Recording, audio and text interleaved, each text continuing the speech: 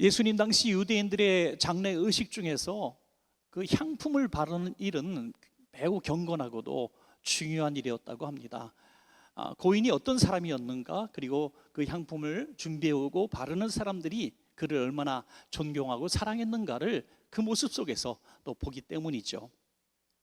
예수님께서 십자가에서 돌아가실 때만 해도 예수님의 시신은 정말 초라하게 방치될 줄로 알았습니다. 왜냐하면 당시의 십자가형이라고 하는 것은 본보기였기 때문에 누가 아무나 내릴 수가 없습니다. 안식일이기 때문에 내렸을 뿐이죠. 한 주가 그냥 매달려 있는 겁니다. 그러면 들짐승들이 와서 먹기도 하고 새가 와서 시신을 뜯어먹기도 합니다. 그리고 십자가형으로 죽은 부끄러운 죄인은 정상적인 매장 행위가 없습니다. 그냥 구덩이에 던져버리거나 또 죄수들이 묻히는 그런 공동 묘지 매장지에 그냥 이름도 없이 묻혀질 뿐이죠. 집단 매장지죠. 그런데 예수님은 그렇게 될 줄 알았는데 너무나 아름다운 두 사람을 통해서 예수님의 장래가 빛이 나게 됩니다. 바로 아리마대 요셉과 니고데모라고 하는 두 숨겨진 그리스도인들이 등장을 하죠.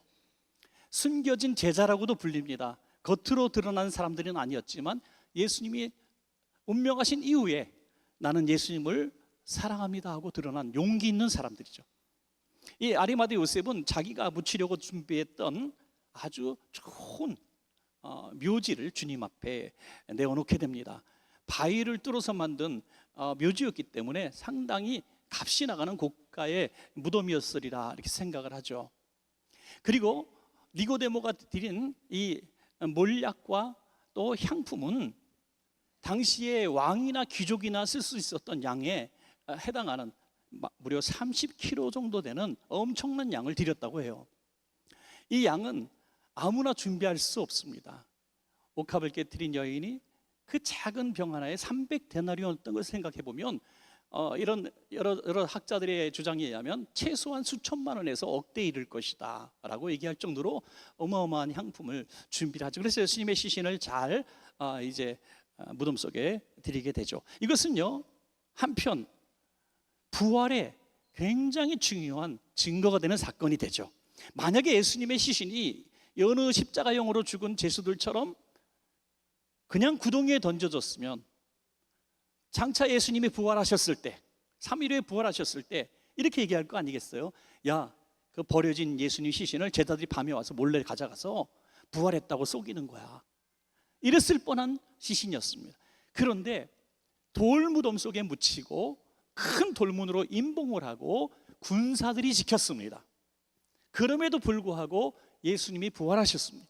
그래서 지키던 군사들이 이런 사건을 직접 목격하고 죽은 사람같이 되었다고 성경은 말하고 있습니다. 그리고 달아나기도 하고 보고를 하러 달려가기도 했는데, 예수님의 부활 사건을 보고할 때 시신을 잃어버렸으면 죽어 마땅한 죄인들이 됐는데도 불구하고 돈을 주면서 부활 소식을 알리지 말라고 부탁을 합니다. 이것은 분명히 예수님이 부활하셨다고 하는 여러 증거 중에 하나가 되는 것이죠. 그 사실을 모르는 이제 여인들이 주일날 이른 아침에 예수님의 시신에 향품을 더 바르려고 합니다. 사실 더 이상 바를 향품 필요가 없었습니다. 왜냐하면 큰 귀족이 바를 양큼 풍성하게 시신을 잘 이제 씻고 향료를 부었기 때문이죠. 그런데 우리도 뭔가 하고 싶었다는 거예요. 우리도 그 얼마나 마음이 안타깝고도 애절했겠어요. 우리도 뭔가 좀 하고 싶다. 그래서 십시일반 향품을 모았습니다. 그래서 이제 예수님을 찾아갔는데 예수님의 돌문이 열려 있고 들어가 보니까 빈 무덤이 있는 거예요. 그 빈 무덤 가운데 천사가 했던 이야기가 오늘 본문의 말씀입니다. 누가복음 24장 5절에 여자들이 두려워 얼굴을 땅에 대니 두 사람이 이르되 어찌하여 살아있는 자를 죽은 자 가운데서 찾느냐. 예수님은 여기 계시지 않고 다시 살아나셨느니라고 말씀하고 있는 것입니다. 여러분, 많은 종교의 창시자의 무덤도 있고요, 영웅 호골들의 무덤도 있습니다. 그곳에 가면은 그 사람이 묻힌 곳이라고 하는 그런 여러 가지 증거들을 보여주죠. 그래서 그곳을 방문을 하고 또 성지순례를 하듯이 합니다. 그러나 예수님의 무덤에는 예수님이 안 계십니다. 빈 무덤입니다. 그때 이후로 예수님은 그곳에 한 번도 들어가시지 않았습니다. 그런데도 수많은 전 세계 사람들이 그 무덤 보러 가거든요. 예수님이 이렇게 말씀하실 거예요. 나도 없는데 왜 자꾸 와? 그렇게 말씀하실 것 같아요. 나도 없는데 왜 자꾸 와? 나는 지금 거기 있지 않고 지금 너와 함께 있다. 할렐루야. 주님은 2000년 전 그 무덤 속에 계신 것이 아니라 오늘 이 자리에 저와 여러분의 심령 안에 바로 이곳에 계신 줄로 믿습니다. 여러분, 오늘도 신앙은 두 종류의 신앙이, 하나는 빈 무덤을 배회하고 있는 신앙, 두 번째는 그곳에 계시지 않고 살아나셔서 지금 우리와 함께 하시는 예수님과 함께하는 신앙. 여러분 선택하십시오. 무덤 속 신앙으로 살면 절망하게 됩니다. 낙심하게 됩니다. 늘 우울하고 슬픕니다. 예수님 불쌍하고 내 인생도 불쌍하고 처량합니다. 그러나 부활하셔서 지금 나와 함께 하시는 그 예수님을 믿는 신앙으로 살아가면 소망이 있습니다. 죽은 것 같아도 다시 살아납니다. 절망 가운데도 희망을 갖게 되는 것이죠. 그 신앙 가지시기를 축원합니다. 여러분, 오늘 우리에게 그런 신앙을 줄 수 있는 비결이 뭘까요? 성경에 말씀하고 있지 않아요? 천사들이 하신 그런 말씀을 통해서 알 수 있습니다. 누가복음 24장 6절에서 8절을 보면 여기 계시지 않고 살아나셨느니라. 갈릴리에 계실 때에 너희에게 어떻게 말씀하셨는지를 기억하라. 이르기를 인자가 죄인의 손에 넘겨져 십자가에 못 박히고 제3일에 다시 살아나야 하리라 하셨느니라. 한데 그들이 예수의 말씀을 어떻게 했다고요? 기억하고. 천사가 말합니다. 갈릴리 계실 때에 너희에게 하신 말씀 기억하라.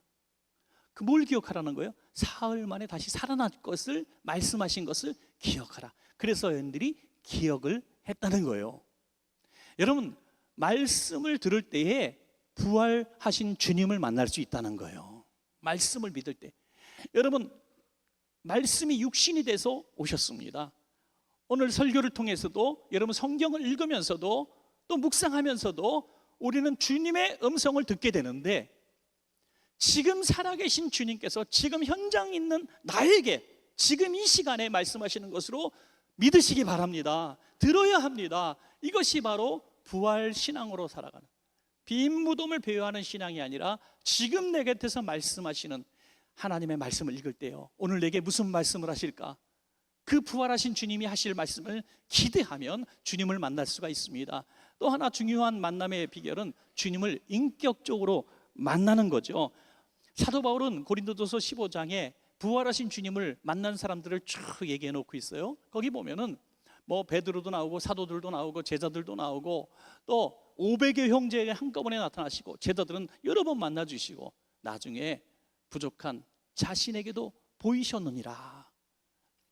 그 당시의 사람들에게만 보인 것이 아니라 예수님 부활하셔 승천하신 이후에도 하나님은 예수 그리스도를 통해서 계속 인격적으로 사심을 보여주셨다는 거예요. 오늘도 우리가 사모하는 마음을 가지면 우리 예수 그리스도의 음성을 듣고 주님을 인격적으로 만나는 기적을 경험할 줄로 믿습니다. 여러분, 오늘 부활절 칸타타를 우리가 같이 동참하면서 주님의 그 현장에서의 그 모습들을 우리가 한번 깊이 참여하는 시간 되기를 바랍니다. 말씀을 맺겠습니다. 예수님은 빈 무덤에 계시지 않고 지금 부활하셨습니다. 이곳에 우리와 함께 계십니다. 할렐루야.